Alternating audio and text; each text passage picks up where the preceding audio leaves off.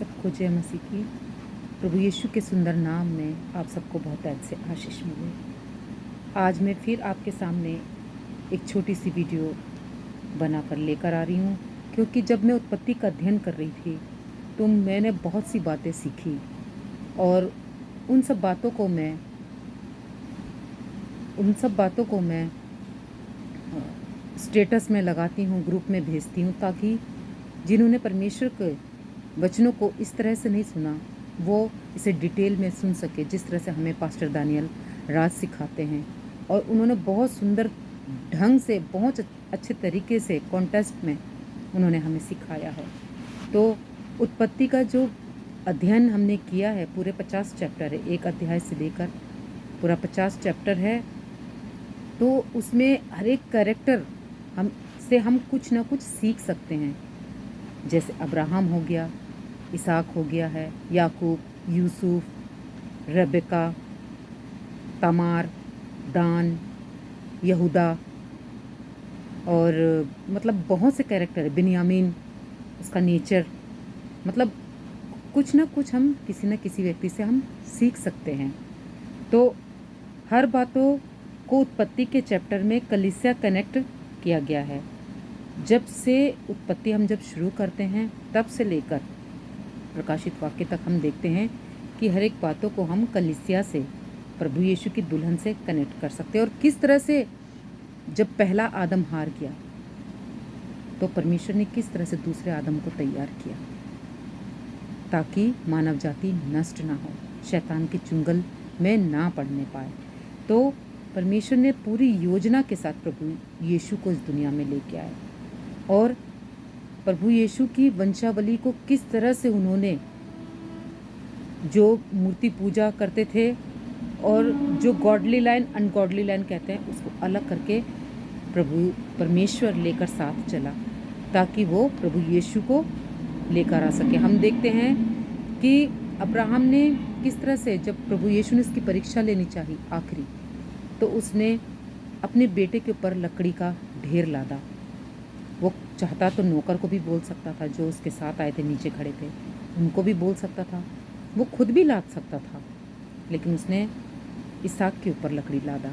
तो ये हमें दर्शाता है प्रभु यीशु के क्रूस को, कि किस तरह से प्रभु यीशु ने हमारे पापों का बोझ उस क्रूस के द्वारा उठाया। तो अब्राहम की ईमानदारी, सच्चाई, विश्वास को उत्पत्ति दर्शाता है। आप किसी भी कैरेक्टर को लेकर चलिए, उससे हमें कुछ ना कुछ, बहुत कुछ सीखने को मिलता है। इसमें 12 चैप्टर सिर्फ यूसुफ के बारे में है, जो इतना ईमानदार, विश्वास योग्य था। परमेश्वर को थोड़ा सा भी वो दुखी नहीं करना चाहता था।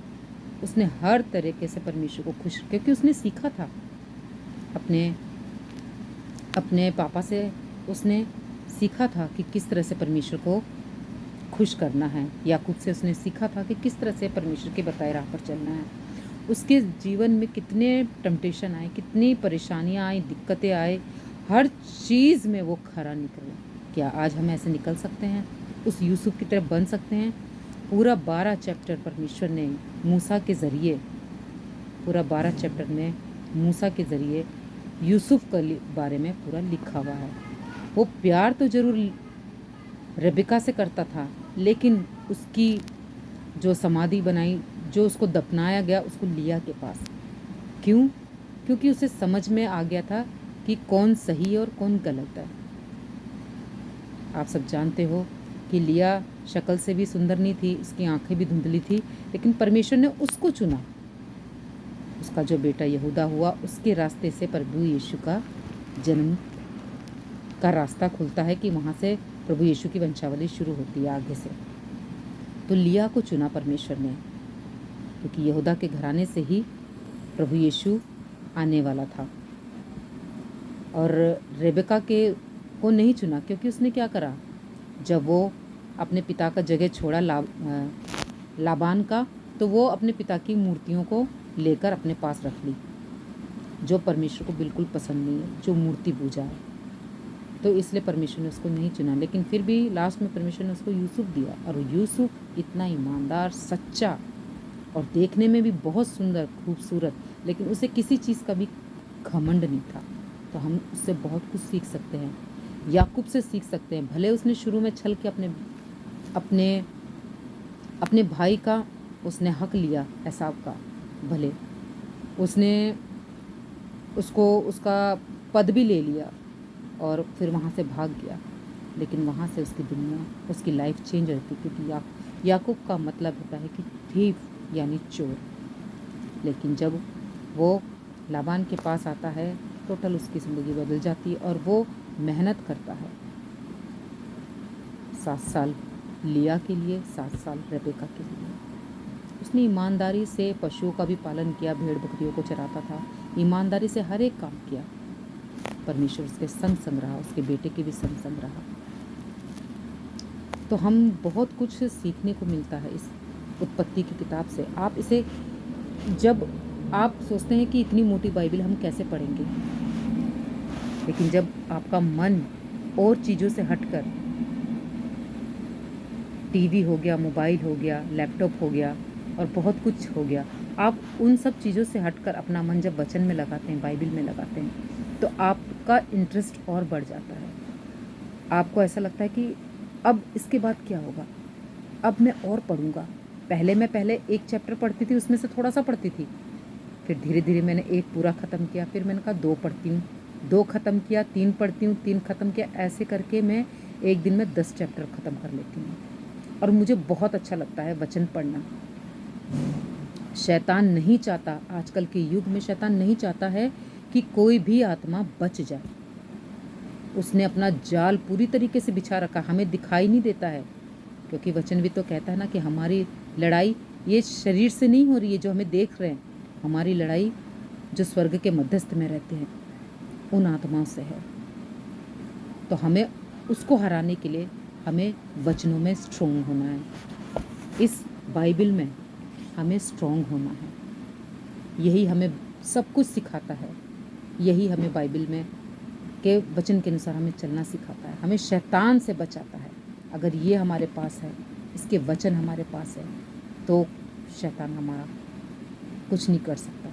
वो हमें कोशिश करेगा हराने की, लेकिन हमें हरा नहीं पाएगा। अगर ये इसके वचन हमारे दिल में नहीं है, हमारे मन में नहीं है, हमारे दिमाग में नहीं है, तो शैतान आसानी से हमारे अंदर आ जाएगा। जब आपको ऐसा लगता है कि मैं परेशान हूँ, जब आपको ऐसा लगता है कि मैं टेम्पटेशन में पड़ रही हूँ, आपको ऐसा लगता है कि मैं व्यभिचार में पड़ रही हूँ, आपको ऐसा लगता है कि मुझे संसार की चीज़ों में मेरा मन उधर घसीट रहा है, तो आप बाइबल पढ़ने की कोशिश करिए। ना भी चाहकर शैतान पूरी कोशिश करेगा आपको वचन में ना आगे बढ़ने दे, बाइबल ना पढ़ने दे, लेकिन फिर भी आप पढ़ना शुरू करिए। कभी कभी मेरा भी मन ऐसा करता है कि अभी तो मेरे को ठीक नहीं लग रहा, बाद में वचन पढ़ लूँगी, लेकिन मुझे पता है ये शैतान की ओर से है। फिर भी मैं बीमार में जब उसको उठाती हूँ, पढ़ती हूँ, तो वो जो थकावट, जो परेशानी मुझे दिक्कत कर रही थी, वो सब उसी वक्त दूर हो जाता है और मैं अपना पूरा 10 चैप्टर ख़त्म कर लेती हूँ। और मुझे बहुत अच्छा लगता है कि अब इसके बाद क्या होगा, इसने कैसे किया, ऐसा क्यों हुआ,